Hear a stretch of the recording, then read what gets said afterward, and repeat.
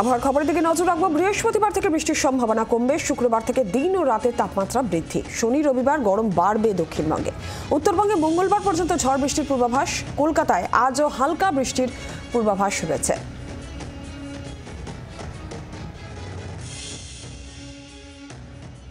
ঘূর্ণাবর্ত এবং সক্রিয় অক্ষরেখার হাত ধরে বুধবার পর্যন্ত রাজ্যে সর্বত্র বৃষ্টি চলবে। বুধবারের পর বৃষ্টি অনেকটাই কমবে দক্ষিণবঙ্গে। উত্তরবঙ্গের ক্ষেত্রে পার্বত্য এলাকা ছাড়া সমতলের এলাকায় বুধবারের পর বৃষ্টি প্রায় হবে না বললেই চলে।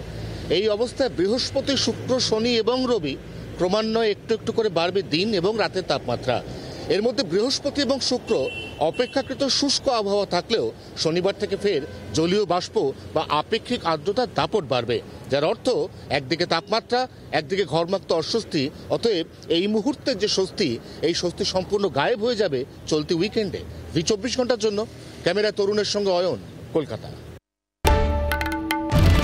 বাংলার আওয়াজ, বাঙালির আবেগ, জি24 ঘন্টা।